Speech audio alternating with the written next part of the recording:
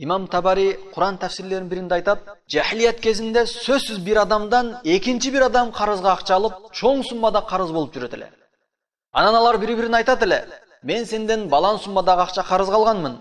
Аны баланчанчы күнгө кечиктирип турчу, кошуп берем деп суранышар эле. Жами аль-Баян. Чындыгында ислам келгенге чейин арам сүткөрлүктүн түрү абдан көп болгон.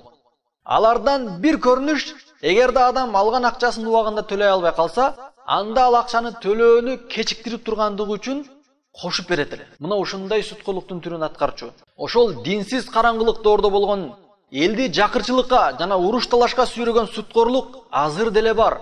Биз ушул арам нерседен алыстоого жан талашып аракет кылышыбыз абдан зарыл.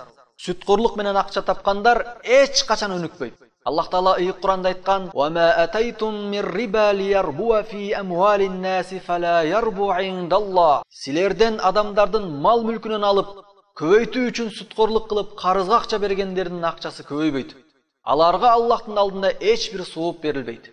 Рум сүрөсү 39-аят.